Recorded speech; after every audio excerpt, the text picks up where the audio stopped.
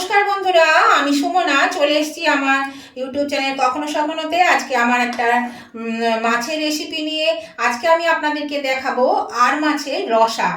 তো সেই আর মাছের রসা খেতে কিন্তু ভীষণই ভালো লাগে, দারুণ সুস্বাদু হয় আর খুব কম সময়ের মধ্যেই হয়ে যায়, খুব বেশি সময় লাগে না। তো চলুন, এটা আমি আজকে কিভাবে রান্না করলাম সেটা আমি আজকে আপনাদের সঙ্গে শেয়ার করতে চাই। আশা করি বন্ধুরা আপনারা সকলে ভালো আছেন, সুস্থ আছেন। তাহলে এই আর মাছের রেসিপি আমি কিভাবে করেছি সেটা দেখতে গেলে চলে আসতে হবে আমার ইউটিউব চ্যানেল কখনো সখনোতে। চলে আসুন, সেখানে আমি দেখিয়ে দিই আপনাদেরকে এই আর মাছের রসা আমি কি করে করলাম। এই আর মাছের রসার জন্য বন্ধুরা এখানে আমি 10 পিস আর মাছ নিয়ে নিয়েছি। খুব ভালো করে পরিষ্কার করে ধুয়ে বেছে আমি মাছটা নিয়ে নিয়েছি। এর মধ্যে দিয়ে দিচ্ছি নুন আর হলুদ। নুন হলুদ দিয়ে একটু ম্যারিনেট করে মিনিট 10-15 জন্য রেখে দেব, সেই জন্য নুন হলুদ দিয়ে দিচ্ছি। আর দিয়ে দিচ্ছি একটু সর্ষের তেল।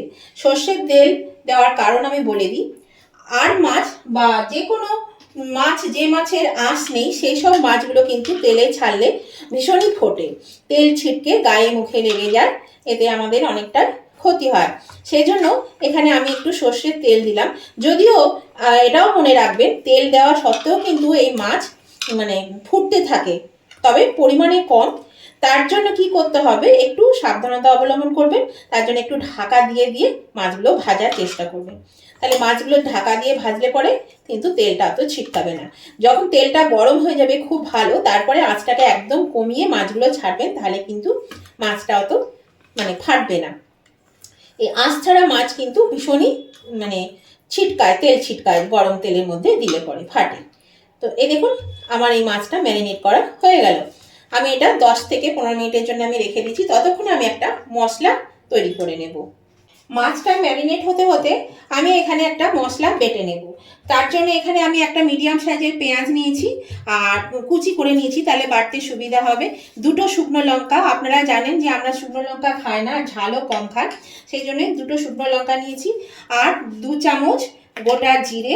আর এখানে আমার কাছে গোটা রসুন ছিল না, সেই জন্য এখানে একটু বাটা রসুনই আমি দিয়ে দিলাম, 1 চা চামচের মতো, একটু কম, 1 চা চামচ রসুন দিয়ে দিলাম।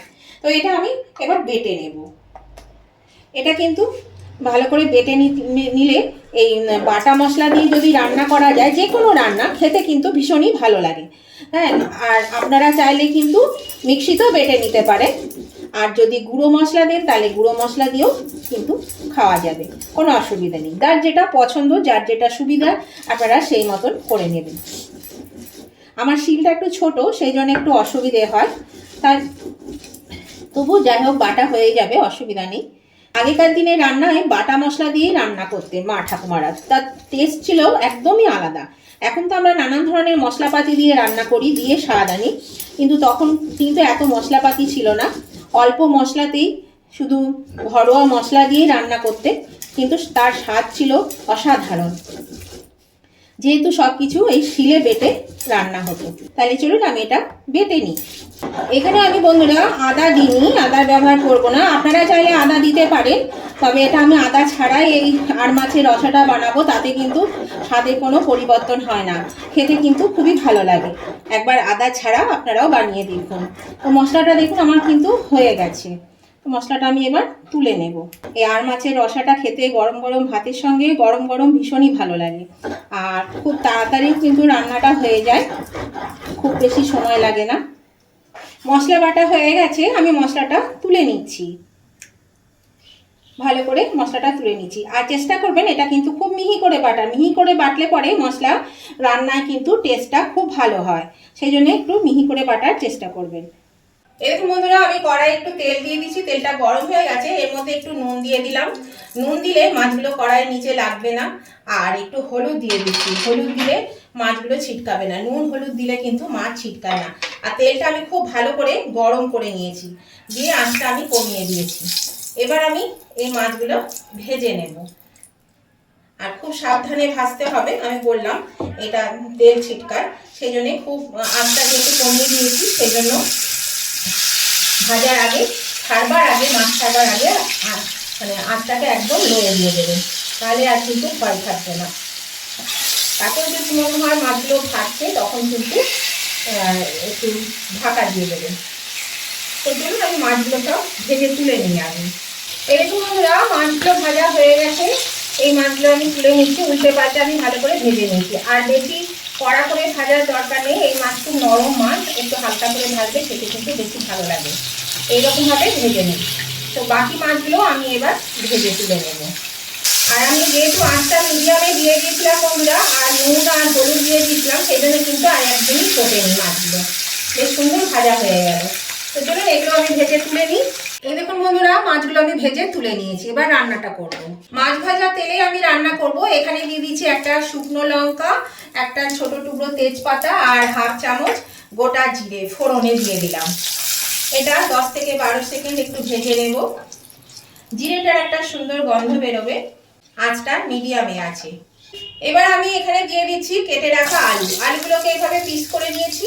আমি বড় সাইজের একটা আলুকে এইভাবে পিস করে আমি আলুটা দিয়ে দিচ্ছি। এই আলুটা একটু এর সঙ্গে ভেজে নেব প্রথমে। এরকম বন্ধুরা আলুগুলো ভাজা হয়ে গেছে। এবার এর মধ্যে আমি এই তেলের মধ্যে একটু দিয়ে দিচ্ছি নুন আর দিয়ে দিচ্ছি একটু হলুদ। আমি যে মশলাটা বেটে রেখেছি, তাহলে সেই মশলাটা দেওয়ার সাথে কিন্তু এই মশলাটা ছিটকাবে না, তা না হলে কিন্তু মশলা ভীষণ ছিটকায়। সেই জন্য এখানে আমি একটু নুন হলুদ দিয়ে দিলাম। এবার আমি এই মশলাটা এর মধ্যে দিয়ে দিচ্ছি। মশলাটা দিয়ে এবার আমি একটু ভালো করে কষিয়ে নেব। এই আলুর সঙ্গে কিন্তু মশলা দিয়ে আস্তে আস্তে কষিয়ে নিতে হবে। আর আঁচটাকে মিডিয়ামে রেখে কষাবো, তাহলে মশলা যত ভালো কষানো হবে ধরে ধরে তত কিন্তু টেস্টটা বাড়বে। এভাবে মশলাটা আমি আস্তে আস্তে কষিয়ে নেব। আর এখানে একটু মশলা যে বেটেছি তার জল আছে, অল্প অল্প জল দেব। সেই জল দিয়ে দিয়ে মশলাটাকে আস্তে আস্তে করে আমি একটু কষিয়ে নিচ্ছি প্রথমে।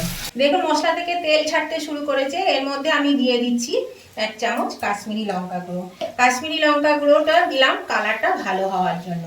আর আমি এখানে আর একটু জল দিয়ে দেব। গ্যাসটা আমার একদম লোতে আছে। আমি বাকি হলুদটুকু এর মধ্যে দিয়ে দিচ্ছি।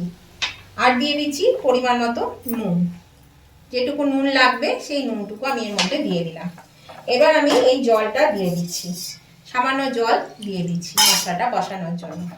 এবার আস্তে আস্তে আমি মশলাটা কিন্তু এই লো আছে এটাকে কষিয়ে নেব। বেশ ভালো করে একটু কষিয়ে নিতে হবে, মানে লো টু মিডিয়াম আছে, একদম লো না, লো টু মিডিয়াম আছে, এটা কষিয়ে নেব। এই দেখুন বন্ধুরা মশলাটা কষানো হয়ে গেছে, তেল ছেড়ে দিয়েছে আর আলুগুলো কিন্তু বেশ সেদ্ধ হয়ে এসেছে। আমি আপনাদেরকে একটা আলু এই যে ভেঙে দেখাচ্ছি। এই আলুটা ভেঙেছিলাম, আমি নেড়েছি বারবার, তো নাড়তে হবে। দেখুন সেদ্ধ হয়ে গেছে।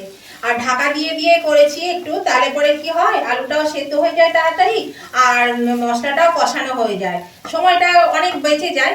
এবার আমি এর মধ্যে দিয়ে দিচ্ছি গরম জল, পরিমাণ মতন একটু গরম জল আমি দিয়ে দিলাম। এবার গরম জল দিয়ে আমি এটা ভালো করে আবার একটু নেড়ে নেব। দিয়ে নেড়ে নিয়ে আমি এটা আবার ঢাকা দিয়ে দেবো আলুটা 100% সিদ্ধ হয়ে যাওয়ার জন্য। এটা আমি পরিমাণ মতন জল আর একটু দিয়ে দিচ্ছি। আপনারা আপনাদের পরিমাণ মতন ঝোল রাখবেন, চেষ্টা করবেন, যার যেমন পছন্দ সেরকম। ঢাকা দিয়ে আমি 4-5 মিনিট মতো রেখে দেবো।